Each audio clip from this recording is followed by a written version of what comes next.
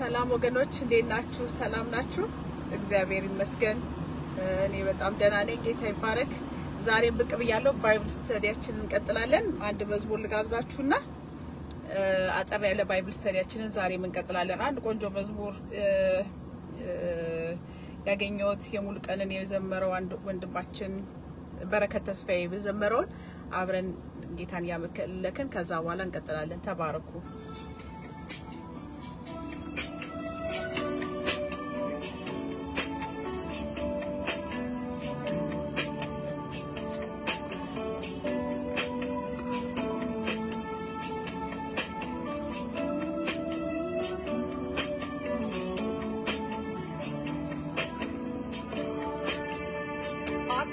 አብሶኜ ባለም ውስጥ ስቀመጥ በጎን ከክፉ አስተውዬ ሳልመርጥ ውሸትን ከእውነት ጋር በልዤ ስቃይ የኃጢአትን ውሃ ብርሌ ስጫብጥ የሞት ውሃ ጥሞኝ ገልብጬ ስጭናልጥ እምነት ወግጄ የለኝ በኢየሱስ ሸማጥጥ በጥፋት ባህር ውስጥ ተዘፍቄ ስሰምጥ የዘላለም ቤቴን ልጨው ስፈራበት ወደፊት እያየሁ ወደ ኋላ ስሮጥ ከፋ ወደ ልቄ ቦታዬን ስለውጥ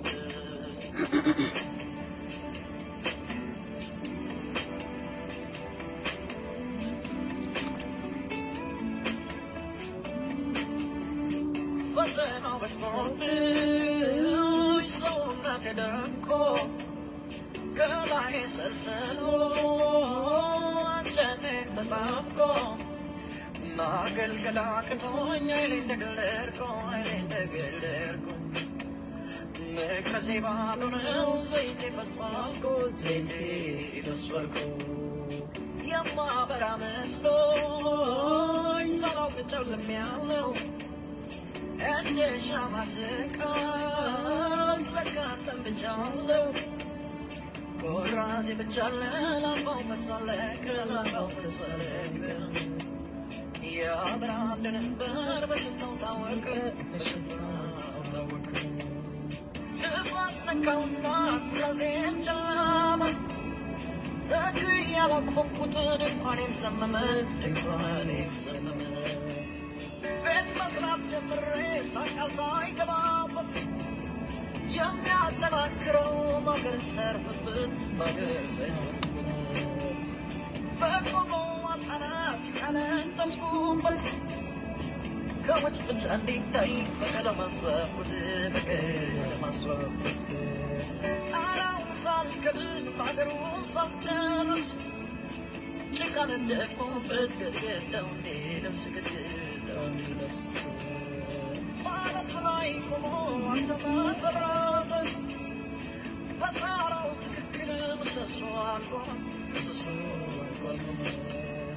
የማዕዘኑ ድንጋይ ቦታውን አልያዘም ቤቱ ተሰራ እንጂ ደጋፊ አላገኘም የኋላ ማሰንበሉ አይቀርም ደጀን በሳት ሳይሆን በገለባ አጠርኩት ሌባ ረግጦት ገባ ጤና አስወሰድኩት የጠበቁት መስሎኝ በጤና ዘረፍኩት ለሞት የሚጠብቅ ተላላፊ የሰላም ውል አፍራሽ አጥር ሰብሮ ጠፊ ስምን አስደልዞ ከሕይወት መጽሐፍ ወጥቶ ለጠላት ተማርኮ ለዓለም እጅ ሰጥቶ መሸሽ ምን ያወጣል ከአምላክ ተለይቶ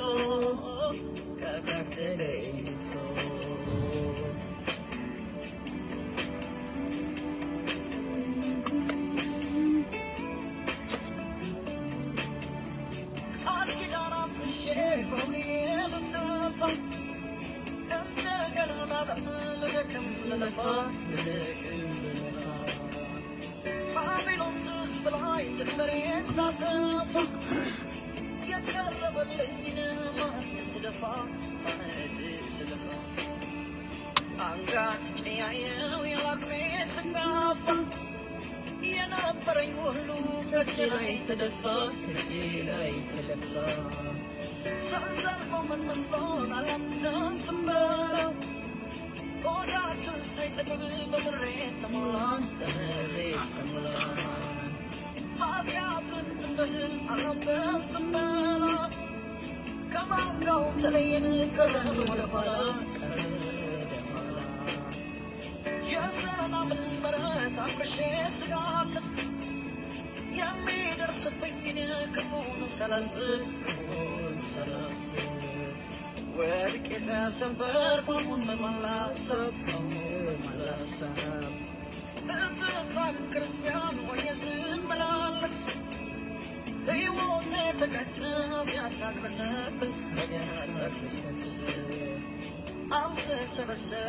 አልተሰበሰብኩም በቃሉ አልታመንኩም እንደ እግዚአብሔር ፍቃድ አልተመላለስኩም በእምነት የቆምኩ መስሎኝ መውደቄን ሳላውቀው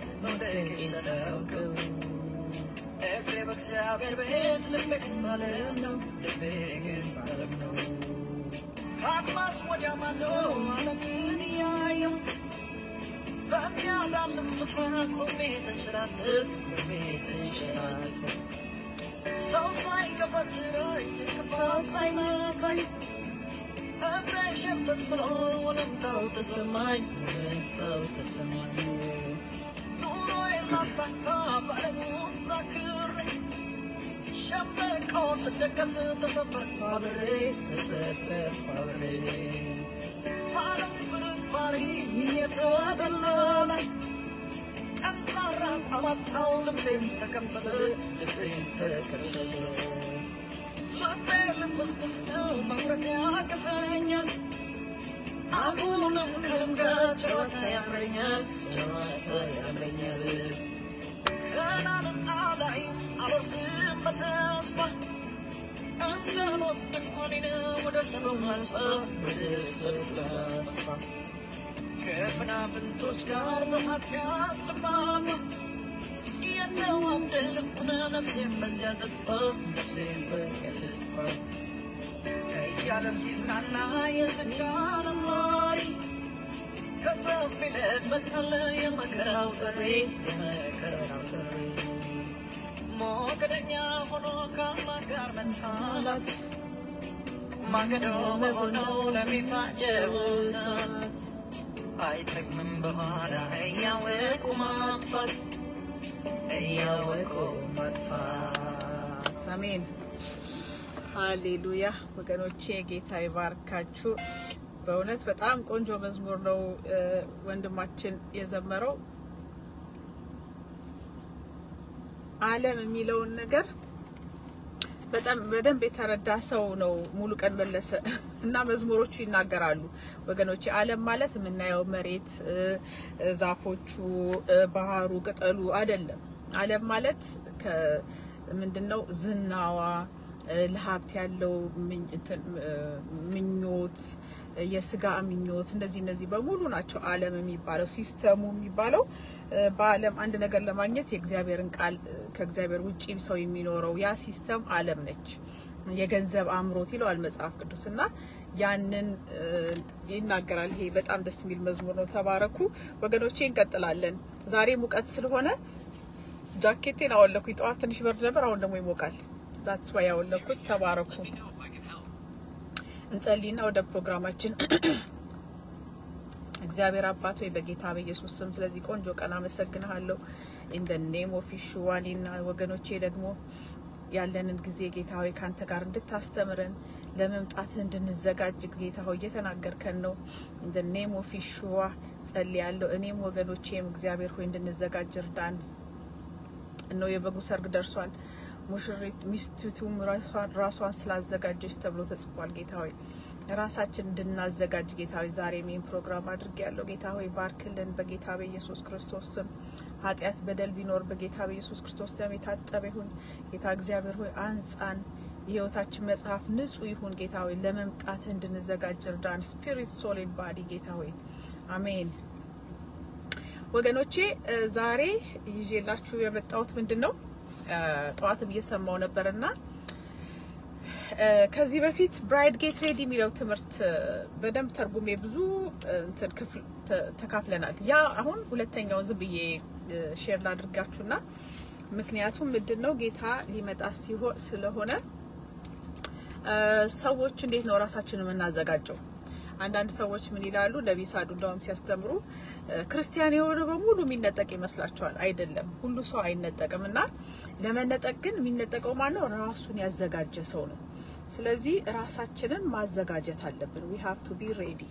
እናንብና የእግዚአብሔር ቃል ራእይ 19 ላይ ያ ክፍል ምን ይላል ታውቃላችሁ? በብዛታችን ኦኬ፣ በመሃል ዲስኮኔክት ሆኖ ነበር እና ምን ይላል የእግዚአብሔር ቃል ምዕራፍ ማለው ዮሐንስ ራእይ ምዕራፍ 19 ቁጥር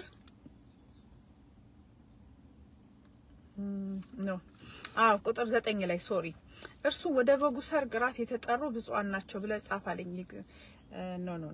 ኖ ቁጥር ሶሪ ከቁጥር 7 ሃሌሉያ ሁሉን የሚገዛ ጌታ አምላካችን ነግሷልና የበጉም ሰርግ ስለደረሰ ሚስቱም ራሷን ስላዘጋጀች ደስ ይበለን ይላል። እዚህ ጋር ምንድነው ሁለት ነገር ይናገራል። አንደኛ ምን ይላል እግዚአብሔር ቃል የበጉ ሰርግ ደርሷልና፣ ሁለተኛው ደግሞ ምንድነው ሚስቲቱም ራሷን ስላዘጋጀች። ወገኖቼ የበጉ ሰርግ ደርሷል። የጌታ ኢየሱስ ክርስቶስ ሰርግ ደርሷል እና ልክ በመላእክት አለቃ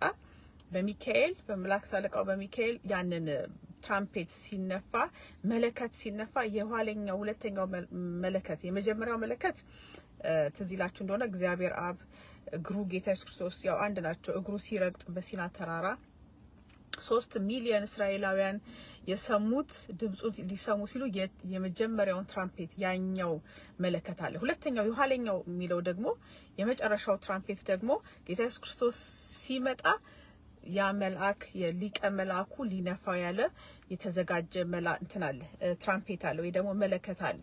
ልክ በዛ መለከት ሲነፋ ጌታ ኢየሱስ ክርስቶስ ከማደሪያው ይወጣል።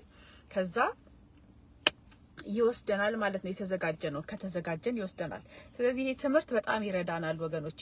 እና አሁንም ምንድነው ኤቭሪዴይ ራሳችንን በማዘጋጀት እንኖር። አሁን ለምሳሌ አንድ ሴት ልታገባ ስትል ትዘጋጃለች። ያለፈውም ጊዜ እንዳልነው ሰውነቷን ሼፓን ትጠብቃለች፣ ከለሯን ትጠብቃለች፣ ብዙ ነገር ትዘጋጃለች። የሚጠራው ሰው ታስባለች፣ ማንን ልጥራ ማንን አልጥራ። ይሄ በሙሉ የሰርግ ፕሮሰስ ነው። እንደዛ ሁሉ አንዳንዶቹ እንደውም ከስራቸው ሁሉ ይለቃሉ የሰርጋቸው ቀን ሲደርስ ማለት ነው ለዝግጅት ተብሎ። ስለዚህ አሁን ጌታ ኢየሱስ ክርስቶስ መምጫው ስለደረሰ የዝግጅት ሰዓት ነው። ዝግጅት ያስፈልጋል። እንደ አስቴር ደግሞ ስንዘጋጅ አስቴር ያለፈው ጊዜ እንዳየናት ኪንግ ወደ አርጤክስስ ንጉስ አርጤክስስ ጋር ለመግባት ሴቶቹ ሲዘጋጁ የነበሩት እንዴት ነበረ? 6 ወር በከርቤ ይዘፈዘፉ ነበር። ያለፈው ጊዜ አይተነዋል። ከርቤው 6 ወር ከርቤ ምን ያደርገዋል? ይሄ ዴድ ስኪናቸውን ሁሉ ያጠራዋል፣ ያወጣዋል። ይሄ በፀሐይ የተቃጠለ አለርጂክ ምናምን ያዘው በሙሉ ይሄንን ያጠራቸዋል 6 ወር ማለት ነው። ያ ደግሞ ምን እንደሆነ አይተናል፣ የስጋ ስራ መሆኑን። የስጋ ስራ ደግሞ እነዛ 17ቶቹ የስጋ ስራዎች ወገኖቼ እነሱን we have to crucify፣ እነሱን መሰቀል አለባቸው። እነዛን የስጋ ስራዎች ኖ እያልን ማሸነፍ አለብን። ስጋ በውስጣችን የሚታገለን ማለት ነው። አሁን ለምሳሌ ዝም ብዬ ባነብላችሁ ባስታውሳችሁ እነዛ 17ቱ የስጋ ስራዎች ምንድናቸው? ገላትያ ላይ ያሉት ማለት ነው 5 ላይ ያሉትን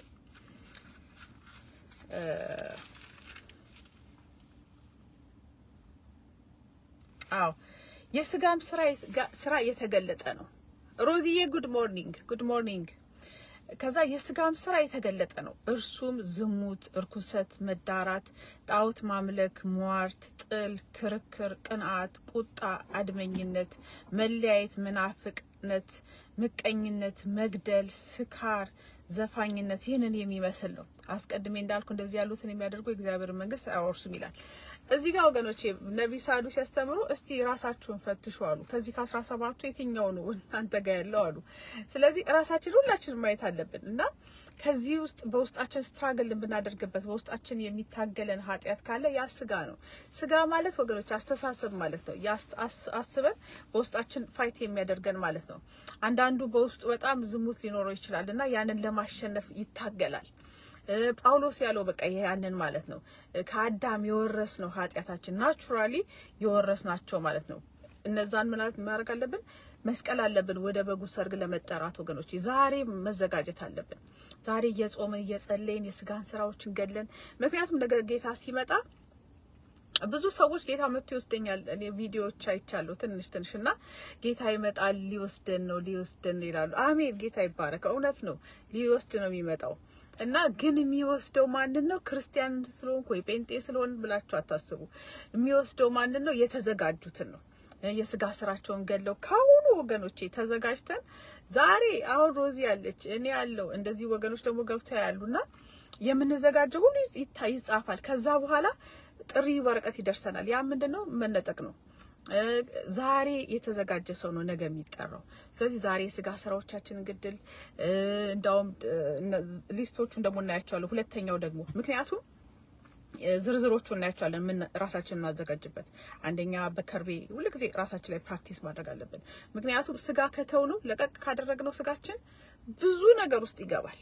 ስጋ በጣም መጎሰም አለበት፣ ኖ መባል አለበት። ቦታውን ማስያዝ አለብን ስጋን። አንዳንዴ በመጾም ኦፍን ሬጉላርሊ መጾም ጥሩ ነው። ሬጉላርሊ መጾም ከዛ ደግሞ ቃል በማንበብ ስጋውን ለምሳሌ ብዙ የሚፈልገው ነገር ቢኖር ኖ አያስፈልግም ብለን ስጋችንን መግታት አለብን። ያ ምን ይባላል? ስጋ መስቀል ይባላል። ይሄን አይተነዋል። ከዛ ደግሞ ወገኖቼ ዛሬ የምናየው ምንድነው? ቅመሙን አልጻፍኩትም፣ ግን በመንፈሳዊ ዓለም ሌላ ነገር ከውስጣችን ማስወገድ ያለብን ነገር ምንድነው? እዚህ ጋር ኢንትረስቲንግ የሆነ ነገር የጻፉት ልንገራችሁ። ነብይ ሳዱ ሲናገሩ የትኛውም ሰርግ በሰዓቱ የሚፈጸም ሰርግ የለም አሉ። እውነታቸውን ነው። እስቲ ያስቡት። በእኛም ሀገር እንደዛ ነው። ሙሽሮቹ ዘገዩ ይባላል፣ ሙሽራው ዘገየ ይባላል፣ ሙሽሪቷ አገናነች ይባላል፣ ከጸጉር ቤት አልመጡም እንደዚህ ይባላል። ማንኛውም ሰርግ በሰዓቱ በፕሮግራሙ በተሰጠው ፕሮግራም ኦን ታይም የሚሆን ሰርግ የለም። መጽሐፍ ቅዱስ ላይ ያለውም የበጉ ሰርግም እንደዛው ነው። ምን ይላል? ሙሽራው በዘገየ ጊዜ ይላል እንቅልፍ አላቸው ይላል። ስለዚህ ጌታ ኢየሱስ ክርስቶስ ሙሽራው ይዘገያል በዘገየ ጊዜ ይላልና ያንን ያመለክታል። ስለዚህ በመዘገየ ማለት ደግሞ ቀረ ማለት አይደለም። ምን መሆን አለብን? መዘጋጀት አለብን። አሁን የመጨረሻው ታይም ነው። ጌታ ዲሌ የለም ብሎናል፣ መዘግየት የለም ብለዋል። ስለዚህ መዘጋጀት አለብን። ዩዥዋሊ እንደውም ነብይ ሳዱ በጣም አስቀውኛል። እዚህ ላይ ሰርግ ላይ ዩዥዋሊ የምትዘገየዋ ሙሽሪቱ ነች አሉ። ግን እዚህ ላይ ግን የዘገየው ሙሽራው ነው፣ ጌታ ነው። አሜን። ኤኒዌይ ቢዘገይም ምን ይላል? ይመጣል። ስለዚህ አሁን ዛሬ የስጋ ስራችን እየገደልን ከዛ በኋላ ራሳችንን ምክንያቱም ንጹህ መሆን አለብን። ስፒሪት ሶል ኤንድ ባዲ። ቅድም እንዳውም ያሰብኩት ነበር ወገኖቼ፣ ሰው ልጅ እንዴት ነው ሰውነቱ ይሄ የውጭ ሰውነቱ ስጋው እንዴት ነው ንጹህ የሚሆነው እያልኩ ሳስብ አሁን ለምሳሌ ወይ ሲጋራ የሚያጨስ ሰው ሲያጨስ እጁ ይበላሻል። እንዴት ሆኖ የክርስቶስ ሙሽራይት ሊሆን ይችላል እያልኩ አሰብኩኝ። አንደኛም ኃጢያትም ነው እና ኃጢያት የማይመስላቸው ሰዎች አሉ መጽሐፍ ቅዱስ ላይ አልተጻፈም ብለው ማለት ነው። አይደለም፣ ይሄም ስጋችንም ንጹህ መሆን አለበት እና ስፒሪት ሶል ኤንድ ባዲ ንጹህ መሆን አለብን። ልብሳችን ይሄ ምን ይላል የእግዚአብሔር ቃል ራእይ ላይ የሚሰጠን ልብስ ወገኖቼ ቀጭን የተጣራ የተልባ እግር ይለዋል። በአማርኛው እንደውም የተጣራ ይለዋል። ያ ምንን ያመለክታል? የማይንዳችንና የልባችን ይሄ ንጽህናውን ያመለክታል። የምናስበው ነገር ንጹህ መሆን አለበት። ስጋችን ንጹህ መሆን አለበት። ያ ነው ልብሳችን ነጭ ሆኖ ከውጪም ከውስጥም ንጹህ መሆን አለብን። ለጌታ ስንዘጋጅ ማለት ነው ለመምጣቱ። ያኔ እንደዛ የተዘጋጀ ሰው ነው የሚነጠቀው። ሌላ ነገር እንደውም ትዝ አለኝ ምንድነው ዳቭ አይታችኋል? ምንድነው በአማርኛው እርግብ። እውነተኛዋ እርግብ ነጭ ነች። መንፈስ ቅዱስ ጌታ ኢየሱስ ክርስቶስ ላይ ሲወርድ ያረፈበት እርግብ ኢት አይደለም፣ ኢት ዋዝ ነጭ ነበር። ኢት አንልም። ነጭ ነበር ዳቭ ወይ ደግሞ እርግቡ። ያንን እርግብ ለምንድን ነው ብላችሁ ታስቡ? እርግብ ውስጧም ውጫም ነጭ ነው አሉ። ንጹህ ነች። ይሄ ጎልድ ብላደር የሚባል ነገር ራሱ የላትም። ይሄ የትርፍ አንጀት ነው ምንድነው የሚባለው ነገር በጣም ንጹህ ነች አሉ እርግብ። እና እኛም እንደዛ መሆን አለብን። ውስጣችንም ውጫችንም ንጹህ መሆን አለበት ወገኖቼ። ቶሎ ቶሎ ልበል ምክንያቱም ይሄ ነገር ይግላል ስልኬ። እና ውጫችንም ውስጣችንም ንጹህ መሆን አለበት፣ ነጭ መሆን አለበት። ያ የሚሰጠን ልብስ ወገኖች ቀጭኑ የተልባ እግር ንጹህ ነው። ስለዚህ ምን መሆን አለብን? ጭንቅላታችን አይምሮአችን መነጽ ንጹህ መሆን አለበት። በቃ ልቦናችን ንጹህ መሆን አለበት። ስጋችን ኢቭን ንጹህ መሆን አለበት። ስፒሪት ሶል ኤንድ ባዲ። አንዳንድ ሰው በስጋው ዝም ብሎ ሲጋራ የሚያጨስ ምናምን ጌታን ተቀብያለሁ ብሎ አይነጠቅም ማለት ነው። ምክንያቱም ስጋችንም ንጹህ መሆን አለበት። እኔ እንደዛ ነው የምረዳው። እንደዛ አላሉኝም ሲያስተምሩ። ግን ስጋን እንግዲህ ሊያቆሽሽ የሚችለው ምንድነው? ከላይ ሊያቆሽሸኝ የሚችል ነገር የኃጢአት እኔ የማቀው ሲጋራ ማጨስ ምናምን ነው። ስለዚህ እንደዛ ያለው ሰው የሚነጠቃል ብዬ አላስብም። እንደዛ አላችኋለሁ። ከዛ ሁለተኛውን ስናይ ወገኖቼ ቶሎ ቶሎ ልበደላችሁና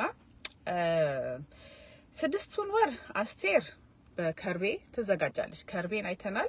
ከዛ ደግሞ ወገኖቼ ከርቤ ምናምን ሲባል በትክክለኛ መንፈሳዊ ትርጉም ስላለው ነው። ሁለተኛው ደግሞ ምን ይላል? 6 ወሩን ይላል። አስቴር 12 ወር ነው የመንጻታቸው ፕሮግራም። የመንጻታቸው አስቡ። ንጉሱ ጋር ለመግባት እንዴት ንጹህ ሆነው ለመግባት 12 ወር የመንጻት ጊዜ ያላቸው። 6ቱ የከርቤ 6ቱ ደግሞ በተለያዩ የማንጻት የሚያነጹ ነገሮች ይፈጸም ነበር ይላል መጽሐፍ ቅዱስ።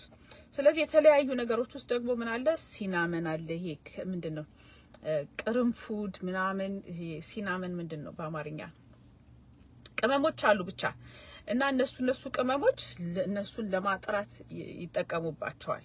እና ሁለተኛው ላይ ምን አለ መሰላችሁ ወገኖቼ? ቬሪ ኢምፖርታንት ነገር ጌታ በተደጋጋሚ ሲናገር የነበረው ምንድነው? እንግዲህ መነጠቅ ለሚፈልግ ሰው ማለት ነው ስቶፕ ክሪቲሳይዚንግ ብሏል። 2 ፕሮግራም ነው እንደውም ምንድነው ቀረፋ።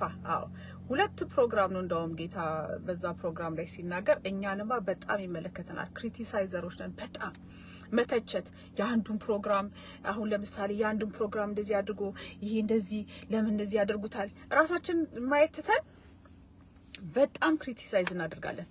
የሚነጠቅ ሰው ግን ይሄንን አይነት ባህሪ ከራሱ ማስወገድ አለበት። ስለዚህ ክሪቲሳይዝ አታድርጉ ሰውን። ጊዜው ሳይደርስ አትፍረዱ ይላል እግዚአብሔር ቃል።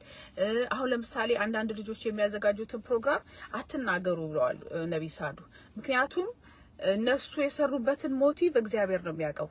እኛ ግን ወይ አርስቱ ካልተመቸን ለምን እንደዚህ አርስት ሰጡት ብለን እንናገራለን። እግዚአብሔር ግን አትናገሩ ብለዋል። በቃ እነሱም የሰሩትም ለእግዚአብሔር ነው። ኢቫሉዌት የሚያደርጋቸውም እግዚአብሔር ነው። ስለዚህ እኛንም ኢቫሉዌት የሚያደርገን እግዚአብሔር ነው። የሚመዝነን ጌታ ነው። ስለዚህ የሰውን ስራ መመዘን የለብንም። እንዲህ ባይሆን፣ እንዲህ ባይለብስ፣ እንደዚህ አይነት ፕሮግራም ባያደርግ፣ እንደዚህ አይነት ብለን ስለሰው አስተያየት መስጠት የለብንም ወገኖቼ። ያላችሁን አታዋጡ። ሰው እንደዚህ ሲባል እየገባን እንትን ማለት የለብንም ወገኖቼና መነጠቅ የሚፈልግ የክርስቶስ ሙሽራይት መሆን የሚፈልግ ሰው ምንድነው ክሪቲሳይዝ ማድረጉን ማቆም አለበት። አሜን። ከዛ ደግሞ በጣም የገረመኝ ነገር ወገኖቼ ምንድነው? አንደኛ ቆሮንቶስ 10:6 ላይ ምን ይላል እግዚአብሔር ቃል? አንደኛ ቆሮንቶስ 6:10 ላይ ነው 10:6 ምን ይላል እግዚአብሔር ቃል? ስለ እስራኤላውያኖች ታሪክ ነው የሚናገረው እና ምን ይላል? በምድረ በዳ ትዝ ይላችኋል እግዚአብሔር ከግብጽ ምድር አወጥቷቸው በምድረ በዳ የ40ውን ቀን ጉዞ እግዚአብሔር 40 አመት ፈጀባቸው ለመግባት ማለት ነው። ከግብጽ ወደ ከናን ምድር ማለት ነው። በዛ በ40 አመቱ ጊዜ ውስጥ የእስራኤል ልጆች የሰሯቸውን ኃጢያቶች እናያለን። ምን ይላል እዚህ ላይ? እነዚህን ክፉ ነገር እንደተመኙ ይላል። እነዚህም ይላቸዋል እስራኤላውያኖቹን ማለት ነው። እነዚህም ክፉ ነገር እንደተመኙ እኛ ደግሞ እንዳንመኝ ይሄ ምሳሌ ሆነልን። መመኘት ማቆም አለብን ወገኖቼ። ህዝቡም ሊበሉ ሊጠጡም ተቀመጡ፣ ሊዘፍኑም ተነሱ ተብሎ እንደተጻፈ ከነርሱም አንዳንዶቹ እንዳደረጉት ጣዖትን የምታመልኩ አትሁኑ። ከነርሱም ደግሞ ይላል እንግዲህ ኃጢያታቸውን ነው የምናየው። ከነርሱም አንዳንዶቹ እንደሴሰኑ በአንድ ቀንም 2,000 ከ3,000 እንደወደቁ አንሴሰን። ከእነርሱም አንዳንዶች ጌታን እንደተፈታተኑት በእባቦቹም እንደጠፉ ጌታን አንፈታተን። የኃጢያታቸው ዝርዝር ነው ወገኖቼ። አንደኛ ምን አደረገ? ተመኙ፣ ይመኙ ነበር የሚበሉት። እኛ ስጋ አማረን ይሉት ነበር እግዚአብሔርን እና አንደኛ ብዙ ነገራቸው ምግብ መመኘታቸው ሳይሆን አምሮታቸው ነው እግዚአብሔር ያስቆጣው ማለት ነው። አንደኛ ምኞት። ከዛ ደግሞ ሊበሉም ሊጠጡም ተነሱ ሊዘፍኑ፣ ዘፋኞችም ነበሩ ይዘፍኑም ነበር። ከዛ ደግሞ ጣዖትን ማምለካቸው they were worshiping idols። እግዚአብሔር ያው አምላክነቱን አሳይቷቸው ቀይ ባህርን ከፍሎላቸው ትልቁ ባህር የቀይ ባህር ልክ በደረቅ መሬት ተሻገሩ ይላል እግዚአብሔር ቃል። በትንፋሹ በመንፈስ ቅዱስ በአፉ ውስጥ ትንፋስ እግዚአብሔር እፍ ሲልባቸው ሲል እግዚአብሔር ያኔ ቀይ ባህር ተከፈለች ይላል መጽሐፍ ቅዱስ። እንደዛ አይነት ተአምራት አይተው በእምነት ተሻግረው ከዛ ግን ምን አደረጉት? ጣዖትን በማምለክ እግዚአብሔርን አደከሙት ይላል። ከዛ ደግሞ ሌላው ኃጢያታቸው ከነርሱም አንዳንዶቹ እንደተሰሰኑት በአንድ ቀን ይላል 2,000 ከ3,000 እንደወደቁን አንሴስን። በቃ ራቁታቸውን ነው የታዩት። ደግሞ ባይዘው ወገኖቼ ራቁታቸውን እንደዚህ የእስራኤል ህዝቦች በዝሙት ወደቁ ይላል። ስለዚህ we have to ያንንም ማሰጎድ አለብን። ስለ ራቁትነት አስተያይቻችኋለሁ ወገኖቼ። ራቁትነት አሁን ዘመን ጊዜ ራቁት መሆን ኖርማል እየሆነ ነው። እኛ ኖርማል አይሆንብንም፣ ግን ቪዲዮዎችም አይቻለውና ፌስቡክ ላይ ስናይ ኔክድነስ ኢዝ ሲን ወገኖቼ። ራቁት መሆን እግዚአብሔር አልፈቀደልንም። በተቻለን አሁን ሰርግ ምናምን ሲያደርጉ ክርስቲያኖችም ዲጡታቸው እንደዚህ ይሄ ጥሩ አይመስለኝም። እኔ እንጃ ብቻ ይሄም በትንሹም ቢሆን ዋይ ሰው ትንሽ መሸፈን አለበት። ይሄ ራቁትነት እግዚአብሔር አይወደውም ወገኖቼ፣ ኃጢያት ነው። ከዛ ደግሞ ምን ይላል? ከነርሱም አንዳንዶች ጌታን እንደተፈታተኑ በእባቦቹ ደግሞ ይፈታተኑት ነበር። they were testing him again and again ይላል እግዚአብሔር። 10 ጊዜ ፈተኑኝ ይላል እግዚአብሔርን መፈታተን፣ ትግስቱን መፈታተን ወገኖቼ። ያም ኃጢያት ሰርተዋል እነዚህ። ከነርሱም አንዳንዶቹ እንዳንጎራጎሩ በሚያጠፋውም እንደጠፉ አታንጎራጉሩ ይላል። they were always complaining። የእስራኤል ህዝቦች 40 ዓመት በምድረ በዳ እግዚአብሔር ሲመራቸው ስለ ሙሴ ያጉረመርሙ ነበር። ሙሴ እኔ እናንተን አልወለድኳችሁም እስከሚላቸው ድረስ እግዚአብሔርን እኔ ሁሉ ህዝብን ያልወለድኩትም ጌታዊ ለኔ ለምንድነው ሸክም የሰጠኝ እስከሚላቸው ድረስ ሁሌ ስለ ሙሴ ያጉረመርሙ ነበር። ሁሉም ነገር ኮምፕሌን ያደርጉ ነበር። ይሄም እንግዲህ እነሱ የሰሩትን ኃጢያት እኛ ማድረግ የለብንም መስራት የለብንም ወገኖቼ። ይሄን ሁሉ እንደ ምሳሌ ሆነባቸው። ኢትስ ምንድነው ምሳሌ ሆነባቸው ይላል እግዚአብሔር ቃል። እኛም የዘመን መጨረሻ ያደረሰብን ሊገስጸን ተጻፈ። ስለዚህ ወገኖቼ ምንድነው እነዚህን ኃጢያቶች ምን ማድረግ አለብን? we have to get rid of this ኃጢያት ማለት ነው። እነዚህን ኃጢያቶች ማስወገድ አለብን። ሁሉ ጊዜ አለማመስገን፣ murmuring, complaining፣ ባፋቸውም ታላላቅ ነገር ይናገሩ ነበር ይላል። speaking great swelling words ይላል። እነዚህ ነገሮች የክርስቶስ ሙሽራይት የሆነ ሰው we have to stop ወይ ደግሞ ክሩሲፋይ ማድረግ አለብን። ይሄን ከራሳችን ማስወገድ አለብን ወገኖቼ። ማጉረምረም እግዚአብሔር አይወድም። ኮምፕሌን ማድረግ፣ መሴሰን፣ ጣዖት ማምለክ፣ እነዚህ አይነት ነገሮች ከኛ ሊወገዱ ይገባል ወገኖቼ። የክርስቶስ ሙሽራይት ሆኖ ለመነጠቅ ማለት ነው። ስለዚህ እነዚህ እንትኖች በራሳችን ላይ አፕላይ እናድርግ። አፕላይ ያደረግን ጌታ መምጣቱ በጣም እየቀረበ ስለመጣ ቶሎ ብለን ራሳችንን ዝግጅት ብለን እንግዲህ ጌታ ሲመጣ ላፈ ብለን ለመነጠቅ ማለት ነው ወገኖቼ። ይሄን ይመስላል። እንቀጥላለን። ብራይድ ጌት ሬዲ በጣም ብዙ ክፍል አለው። ምክንያቱም ውስጣችን መጽዳት ያለበት ውስጥ ኃጢያት ያለው ውስጥ ነው ወገኖቼ፣ ከላይ ስላልሆነ ውስጥ ስለሆነ we have to get rid of ብዙ ነገሮች። ጨለማ ከውስጣችን መውጣት አለበት ወገኖቼ። የክርስቶስ ሙሽራይት ለመሆን እንግዲህ የሚያጎረመርም ሰው አይነጠቅም ማለት ነው። አይገርምም? አንድ ቀን ወይ 2 ቀን ያጉረመረመ ሰው አይደለም፣ ግን ላይፍ ስታይሉ የሆነ አንዳንድ ሰው አይታችኋል። ሁሌ ላይፉን ችግሩን ነው የሚያወራው። እንደዚህ ሆኜ እንደዚህ ደርሶብኝ ከዛ እንደዚህ ይሄ ማጉረምረም ይባላል።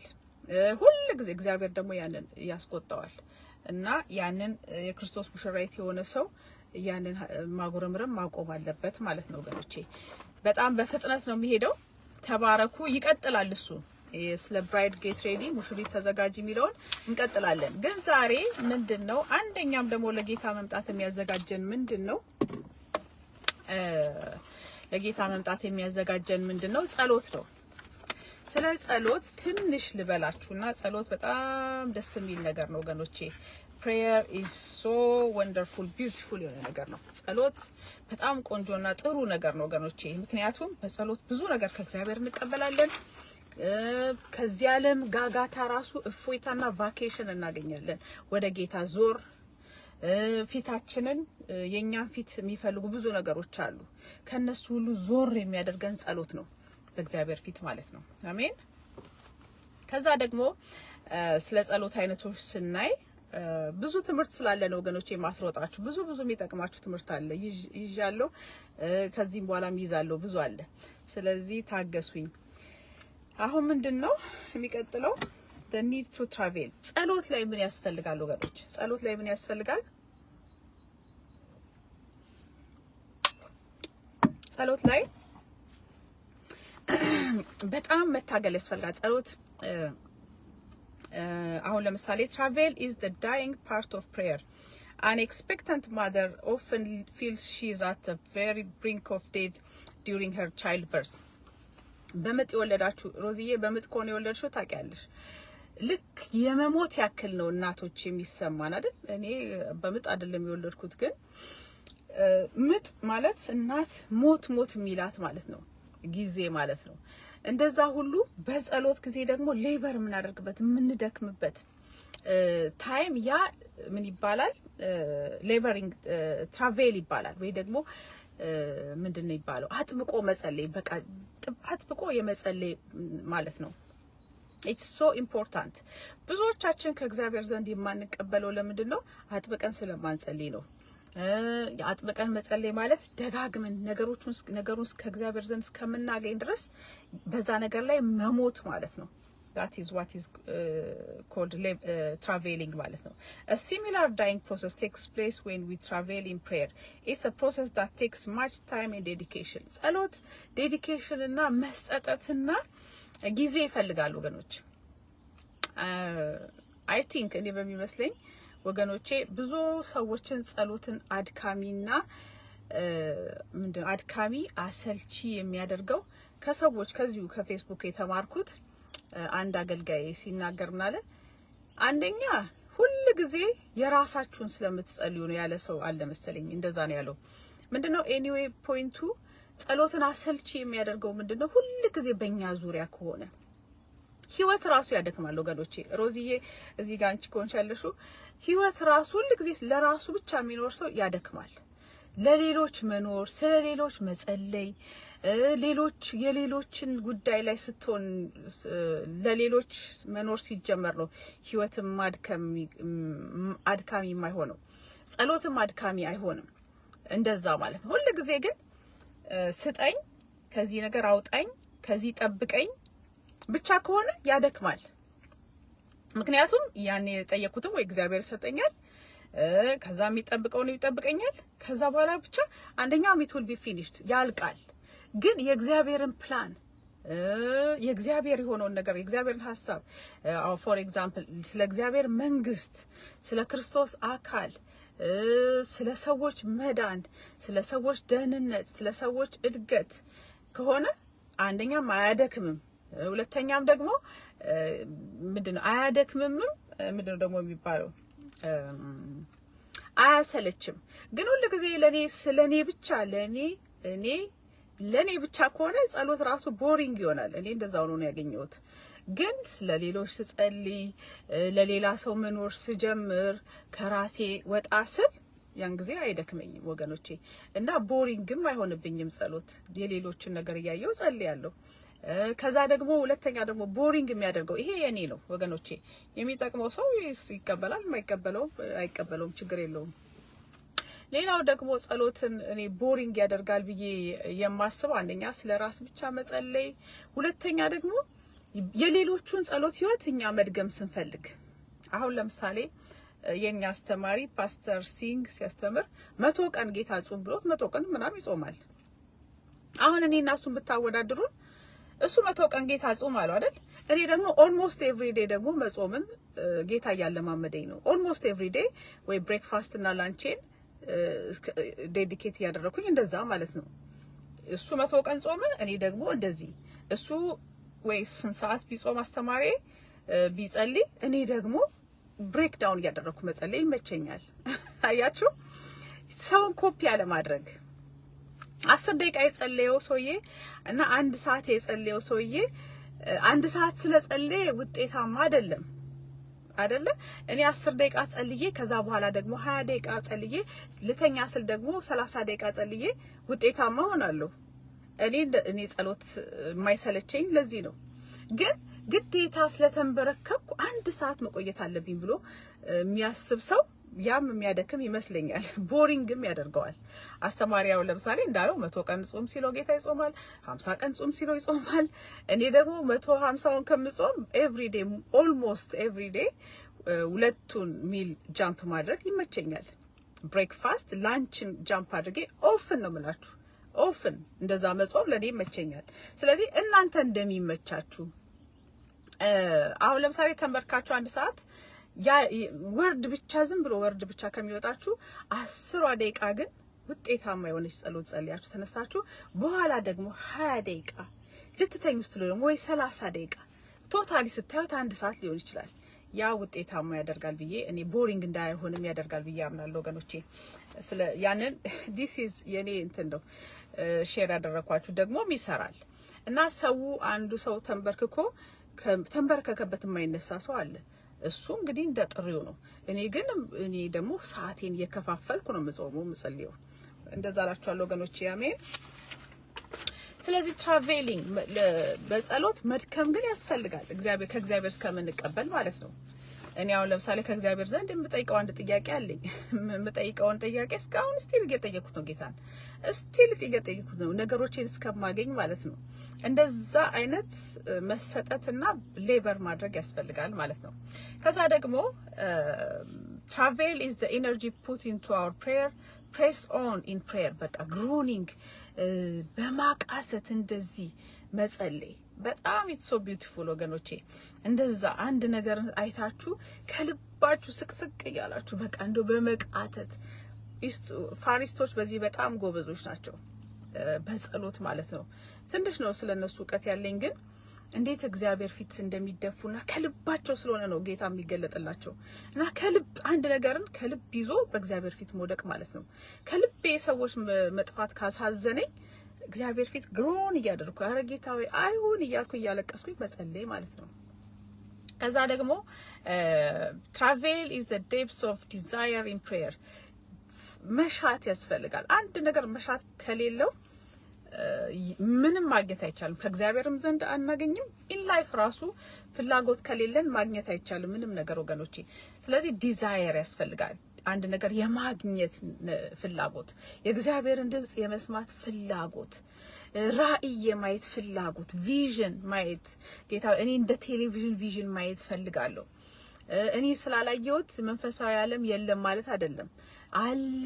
እንዳውም መንፈሳዊ ዓለም በጣም ሪል ነው ይላሉ። ማለት ምንድነው? ከዚህኛው ይበልጣል ማለት ነው። ጎልቶ የሚታይ ነው።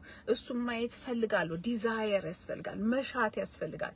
መሻት ሲኖር ደግሞ ሁሉ ጊዜ ያን ነገር ሲጸልይ ዛሬም ከነጎዲያም ከዛም ሲጸልይ ዋን ፋይን ዴይ ብለዋል ነብይ ሳዶ። አንድ መልካም በሆነ ቀን እግዚአብሔር ይመልሳል፣ መጥቶ ይገናኘናል ማለት ነው በጉዳያችን ላይ። አሜን። Desire is so important. Desire is a deep-seated craving. በውስጣችን መሻት ማለት ነው። It's so important ለክርስትና ህይወት ወገኖቼ። መሻት ከሌለ ከእግዚአብሔር ዘንድ አንቀበልም። በእግዚአብሔር ምን ይላል ደግሞ መዝሙር 37:4 ላይ በእግዚአብሔር ደስ ይበልህ የልብህን መሻት ይሰጥሃል። በጣም ደስ የሚለኝ መዝሙር ነው ይሄ። የልብህን መሻት ይሰጥሃል እግዚአብሔር ይላል። በቃ ደስ ይበልህ። አንድ ነገር ፕሮብሌም እንኳን በህይወታችሁ ከመጣ በዛ ደስ ይበላችሁ። ለምንድን ነው ደስ የሚለን? አንደኛ እግዚአብሔር ያንን ፕሮብሌም ለበጎ ስለሚቀይረው፣ ሁለተኛ ደግሞ ምንድነው እኔን ምንድነው ቻሌንጅ ስለሚያደርገኝ ልንደሰት ይገባል ማለት ነው ችግር ሲመጣብን። አሜን። prevailing prayer brings life, brings God. አሜን። ህይወትን ያመጣል። ልክ ያቺ አመጣ ልጅ እንደምትወልድ ነፍስ እንደምታመጣ እናት በምጥ መጸለይ፣ በቃ ማማጥ፣ ስለ ሀገር ማማጥ ጥሩ ነው። ብዙ ሰው ኢትዮጵያን ይወዳል። ኢትዮጵያዊ ደግሞ ገነቱ ኢትዮጵያ ነች። አም ሶሪ ጆኪንግ፣ እንደ ቀልድ ሰዱ፣ ሲሪየስ አትሰዱ። በቃ ኢትዮጵያ ስለሚሉ ጥሩ ነው። ኢትዮጵያ ለሷ ማማጥ፣ በቃ በእንደዚህ ያሉ አገራችን ያሉ በእግዚአብሔር ፊት መውደቅ፣ ያ ምንድነው እንትን ያመጣል፣ ህይወትን ያመጣል ማለት ለውጥን ያመጣል። አሜን። to prevail in prayer is to fight until the answer comes. by the way ወገኖቼ ምንም ያህል ሀገራችን ኢትዮጵያን ብንወዳት ኢትዮጵያ is not our destiny. ዴስቲኒያችን አይደለችም፣ ወይም ደግሞ ገነት አይደለችም። ኔቨር። ምንም ያህል አሜሪካን ብንወዳት አሜሪካን ዴስቲኒ አይደለችም፣ እኔ ገነቴ አይደለችም። እኔ ገነቴ እግዚአብሔር መንግስት ነው። ያንን ለማለት ነው ወገኖቼ። አሜን። ከዛ ደግሞ ምንድነው የሚለው to prevail in prayer is to fight until the answer comes. በጣም ይሄ መንፈሳዊ ጀግኖች ይሄ ነው በቃ ሚስጥራቸው። ፋይት ያደርጋሉ እስከ መጨረሻ ድረስ መልሱ እስከሚመጣ ማለት ነው። ለአንድ ጸሎት 10 አመት ምናምን ብዙ አመት ይጸልያሉ። ይሄ በጣም ትልቅ ቢዩቲ ነው ወገኖቼ። አሜን። some prayer needs time. አንዳንድ ጸሎት ጊዜ ይፈልጋል፣ በቃ ጊዜ ይፈልጋል እና we need to press on. አንዳንድ ጸሎቶች ጊዜ ይፈልጋሉ፣ አመታት ይፈልጋሉ ወገኖቼ። it's a process አንዳንድ ነገር እና we have to press on፣ መቀጠል አለብን። to prevail in prayer is to fight the real enemy of prayer. ጠላትን እንዳይቀጥል እምቢ ማለት የሚል ጸሎት ነው፣ ወይም አጥብቆ መጸለይ። to fight, yes, ጠላትን ፋይት ማድረግ ነው። behind ከስጋዊ ከሆነው ነገር ውጊያ በስተጀርባ ያለውን መንፈስ ማለት ነው ፋይት የምናደርገው በጸሎት የምንዋጋው። ብዙ ጊዜ ያለፈው ጊዜ አይተናል ወገኖቼ። ውጊያችን እኛ ሰዎች አሁን ለምሳሌ መጥፎ አለቃ ቢኖራችሁ አለቃው አይደለም ችግሩ፣ ከውስጡ ከጀርባው መንፈስ አለ። ያንን ነው አታክ መጸለይ ያለብን። እንደገና ምሳሌ ብሰጣችሁ ነብይ ሳዱ ሲናገሩ ወንድማቸው ሂወዚ ነጉ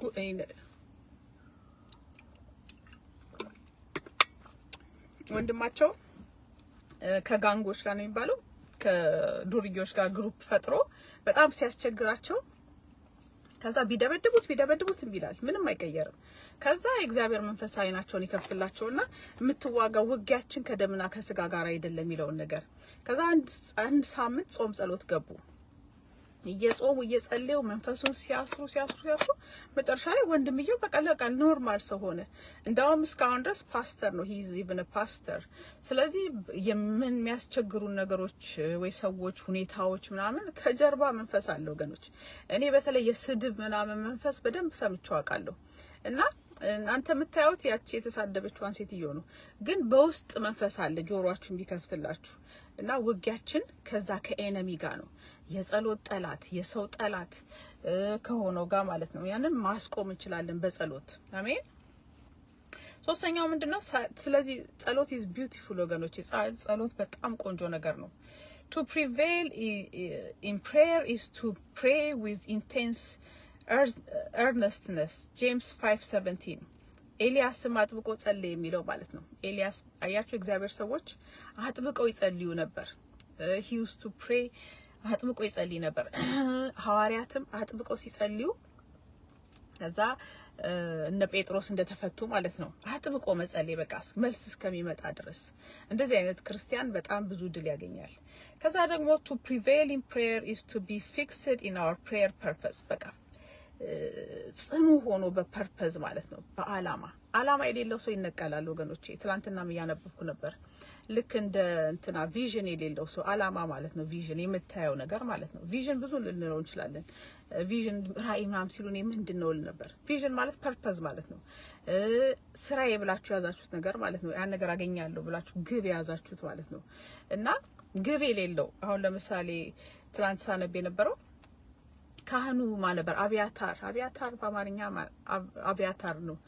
እሱ ሰለሞን ነቀለው አይደለም? ከምንድነው ከአገልግሎት ምንድነው ከቤተ መቅደስ ስራው አባሮት ከዛ ሂድና ወደ እርሻ ቦታ ሂድ ይለዋል። ለምንድን ነበር እንግዲህ የአብያታር ጉድለቱ ብላችሁ ስታስቡ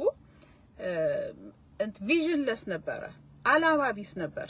እና መጀመሪያ ኦኬ በዳዊት መጥቶ ምንድነው ይባለው ዳዊት መጥቶ ከጭፍሮቹ ጋር በቤተ መቅደስ የማይበላውን የካህናት ምግብ የሆነውን ሾብሬዱን አበላ አይደለ?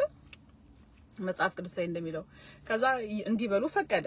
ኦኬ ያ ሜቢ የበላበት ምክንያት ዳዊት እሱ የፕሪስትሁድ ስላለው ነው ምናምን የሚል ነገር አነበብኩ። ግን ሁለተኛው ነገር ምንድነው ስታዩት አብያታር ወላዋይ ነው እና ወላዋይ ነው፣ አላማና ፐርፐዝም የሌለው ካህን ነበር። ስለዚህ ሁለተኛ ጊዜ ደግሞ ስታዩት በሰለሞን ጊዜ ደግሞ ካህኑ አብያታር ከሌሎቹ ከሰለሞን ወንድም ጋር አብሮ ታዩታላችሁ። ምንም ቪዥን የሌለው ወላዋይ ነበር። ስለዚህ ምን አለው? ለአባቴ መልካም ነገር ስላደረክ ምናምናም ነው እንጂ ዛሬ እኔ ገልህ ነበር አለው ሰለሞን። ምንድነው ባጭሩ ምንድነው በህይወታችን ፐርፐዝ ያስፈልገናል። ሁሌ ወላዋይ መሆን የለብንም።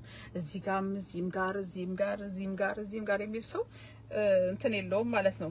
ምንድነው የሚባለው? ምንም የትም አይደርስም። ስለዚህ ምን መሆን አለብን? ፊክስድ ኢን አወር ፐርፐዝ፣ በፐርፐዛችንም በራእያችንም ፊክስድ የሆነ ሰው መሆን አለብን። በአገልግሎትም ፊክስድ፣ በብዙ ነገር ጽኑና ፊክስድ መሆን አለብን። መዝሙር 57:7 ላይ ስታዩት ዳዊት ምን አለ? ልቤ ጽኑ ነው፣ አቤቱ ልቤ ጽኑ ነው ይላል። ጌታ ይባረክ። ጽኑ በቃ ጽኑ ኃያል በቃ አንድ ነገር ከያዘ የማይለቅሰው ማለት ነው። ፊክስድ የሆነ አላማ ያለው ወላዋይ ያልሆነ ማለት ነው፣ እንደ አብያታር። አሜን። ከዛ ደግሞ ዳንኤል 9:3 ላይ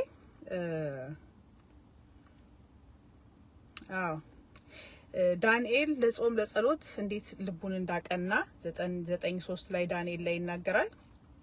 ከዛ ደግሞ ሉቃስ 9:51 ላይ ጌታ ኢየሱስ ክርስቶስ ፊቱን ወደ ኢየሩሳሌም እንዳቀና that's what is talking about እዚህ ጋር የሚናገረው ያ ነው። ስለዚህ ወገኖቼ ባጭሩ ምን ልበላችሁ ቶሎ ላስወጣችሁና ብዙ መቆየት ስለማልችል ፐርፐዝ ሊኖረን ያስፈልጋል፣ አላማ። አሁን ለምሳሌ ራሳችሁን ማዘጋጀት እኔንም ጨምሮ ጌታ ሊመጣ ነው አምናችኋል። ብዙዎቻችሁ ጥያቄ ካለባችሁ እግዚአብሔር ይርዳችሁ፣ ግን የተረጋገጠ ጉዳይ ነው ጌታ መምጣቱ። ስለዚህ አላማ ፐርፐዝሊ ራስን ማዘጋጀት፣ ፐርፐዝሊ ልጆቻችሁን ማዘጋጀት፣ ፐርፐዝሊ ራሳችሁ ልጆቻችሁን ማዘጋጀት።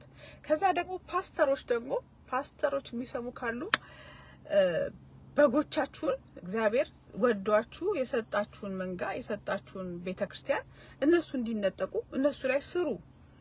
በብዙ ትምህርት አትወሰዱ። እኔ የሚመስለኝ ወገኖቼ የተማርኩትን እንግዲህ እንትን ነው እንጂ እኔ ክሪቲሳይዝም እያደረግኩ አይደለም። ጌታ ተቆጥቷል በጣም ክሪቲሳይዝ ሳይሆን እንዲሁ አስተያየት ለመስጠት ነው።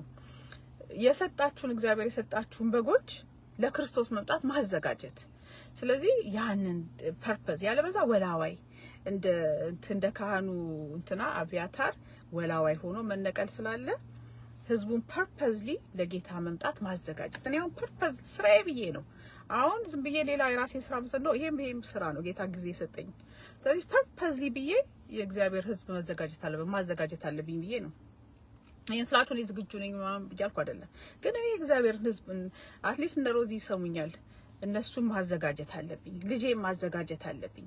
ተዘጋጅተን መምጣቱን ስለማቅ ማለት ነው ጌታ እና ፐርፐዝ ይዛችሁ ይሄንን አላማ ይብላችሁ ያዙት እላችኋለሁ ወገኖቼ።